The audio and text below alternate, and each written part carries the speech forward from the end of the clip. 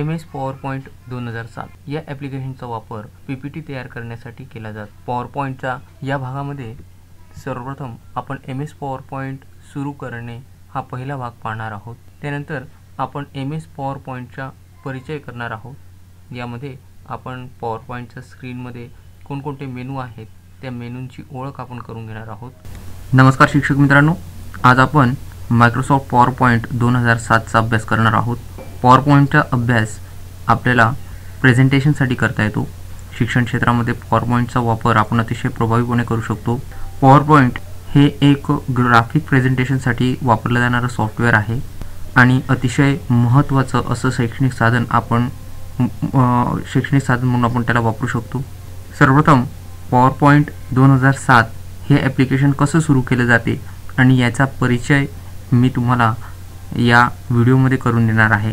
PowerPoint 2007 ला सुरू करण्यासाठी खाली डाव्या बाजूला कोपऱ्यात आपल्याला स्टार्ट बटन दिसत आहे। या स्टार्ट बटनावर क्लिक करा। त्यानंतर ऑल प्रोग्राम्स वर क्लिक करा। या विंडोमध्ये आपल्याला मायक्रोसॉफ्ट ऑफिस नावाचं फोल्डर दिसत आहे। या फोल्डरवर क्लिक करा। त्यानंतर या ठिकाणी वेगवेगळे ॲप्लिकेशन्स आपल्याला दिसत आहेत। या ॲप्लिकेशनमधून मायक्रोसॉफ्ट ऑफिस PowerPoint 2007 या ॲप्लिकेशनवर क्लिक करा। आता आपल्यासमोर मायक्रोसॉफ्ट PowerPoint 2007 ची विंडो ओपन झालेली आहे। वरती डाव्या बाजूला आपल्याला ऑफिस बटन दिसत आहे। या ऑफिस बटनावर क्लिक केल्या असता आपल्याला या ठिकाणी वेगवेगळ्या प्रकारचे ऑप्शन्स दिसत आहेत। पहिला ऑप्शन आहे new, open, save, save as, print. हे ऑप्शन आपल्याला या ऑफिस बटनामध्ये दिसत आहे। ऑफिस बटनाच्या उजव्या बाजूला आपल्याला या ठिकाणी सेव्ह ॲजचा ऑप्शन दिसत आहे। त्यानंतर अंडू आणि रिडू असे ऑप्शन आपल्याला या ठिकाणी दिसत आहे। या ऑप्शनला, या बारला या ठिकाणी क्विक ॲक्सेस बार असं म्हणतात। याचा वापर आपल्याला जलदपणे एखादा मेनू वापरायचा असेल। क्विक ॲक्सेस बारचा वापर जर एखादा मेनू आपल्याला वारंवार वापरायचा असेल तर त्यासाठी आपण क्विक ॲक्सेस बार वापरत असतो। जर क्विक ॲक्सेस बारमध्ये अजून जर एखादा मेनू ॲड करायचा असेल तर उजव्या बाजूला जे बाणाचे चिन्ह आहे खालच्या दिशेने त्या ठिकाणी क्लिक करा।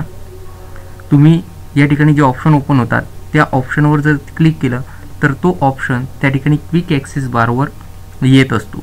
उदाहरणार्थ या ठिकाणी वारंवार जर आपल्याला स्लाइड शो पाहायचा असेल तर त्या ठिकाणी मी या ऑप्शनवर स्लाइड शो फ्रॉम बिगिनिंग या ऑप्शनवर क्लिक करत आहे। बघा या ठिकाणी तो ऑप्शन या ठिकाणी ॲड झालेला आहे। तुम्हाला हवा असलेला ऑप्शन तुम्ही क्विक ॲक्सेस बारमध्ये वापरू शकतात। क्विक ॲक्सेस बारचा वापर या ठिकाणी एखाद्या ऑप्शनचा वापर जर आपल्याला वारंवार करायचा असेल तर तो या ठिकाणी आपल्याला क्विक ॲक्सेस बारवर लावता येतो की जेणेकरून आपल्याला त्याचा वापर सहजपणे करता येईल आणि लवकर करता येईल। त्यानंतर या ठिकाणी home, insert, design, animation, slide show, review, view, add in, Acrobat असे वेगवेगळे ऑप्शन्स आपल्याला दिसत आहे। यांना टॅब असे म्हटलं जाते। हे सर्व या ठिकाणी टॅब्स आहेत। त्यानंतर आपल्याला ही जी पट्टी या ठिकाणी दिसत आहे टॅबच्या खाली, या पट्टीला या ठिकाणी रिबन असे म्हटलं जात असते। म्हणजे प्रत्येक टॅबमध्ये त्या ठिकाणी खाली ही आपल्याला रिबन दिसत आहे। याचा वापर, या प्रत्येक ऑप्शनचा वापर आपण पुढील काही व्हिडिओमध्ये शिकणार आहोत। होम या टॅबमध्ये ही रिबन आपल्याला दिसत आहे। समजा ही रिबन जर आपल्याला काढून टाकायची असेल तर या ठिकाणी या निळ्या पट्टीवर, या टॅबच्या पट्टीवर या ठिकाणी माऊसचं कर्सर न्या, राईट क्लिक करा आणि ऑप्शन दिसत आहे मिनिमाइज द रिबन। जर तुम्ही या ऑप्शनवर क्लिक केलं तर रिबन या ठिकाणी टॅब मेनूपासून वेगळी होऊन जाईल। जर आपल्याला ती रिबन पुन्हा हवी असेल तर पुन्हा टॅबच्या पट्टीवर क्लिक करा, राईट क्लिक करा आणि मिनिमाइज द रिबन हा या ऑप्शनवरची टिक मार्क काढून घ्या। आपल्यासमोर पुन्हा रिबन येतील। त्यानंतर आपल्याला समोर मध्यभागी click here to add title असा ऑप्शन दिसत आहे। याला स्लाइड असे म्हणतात। या संपूर्ण एरियाला स्लाइड पेन असं म्हटलं जात असते।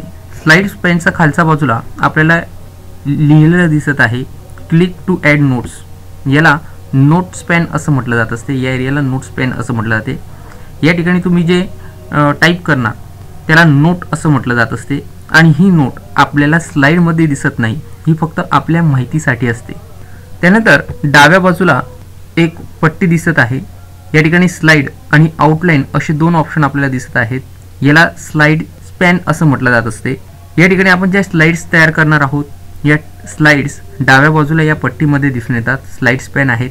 आउटलाईनवर जर आपण क्लिक केलं तर आउटलाईनमध्ये आपण स्लाइडमध्ये जे टाईप केलेलं असते ते टाईप झालेलं सर्व मजकूर टाईप केलेला सर्व मजकूर आपल्याला त्या ठिकाणी स्लाइडमध्ये दिसत असतो. जसं मी या ठिकाणी टाईप करत आहे, म्हणजे या ठिकाणी आउटलाईनमध्ये प्रत्येक स्लाइडवर जो मजकूर आपण टाईप केलेला आहे तो मजकूर आपल्याला या आउटलाईनमध्ये दिसतो. त्याचप्रमाणे या ठिकाणी जितके काही स्लाइड आपण म्हणणार त्यासुद्धा आपल्याला दिसतील आणि त्या स्लाइडमधला मजकूर आपल्याला दिसेल.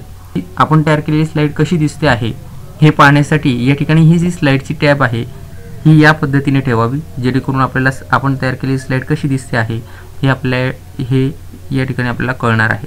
पुढील व्हिडिओमध्ये आपण पॉवर पॉईंटमधले ऑप्शन वापरून PPT ही कशी तयार केली जाते, पॉवर पॉईंट प्रेझेंटेशन कसं केलं जाते हे आपण पुढील व्हिडिओमध्ये अभ्यासणार आहे. माझा यूट्यूबवरील गुरुमित्र चॅनलला सबस्क्राईब करा. माझा व्हिडिओ पाहिल्याबद्दल धन्यवाद.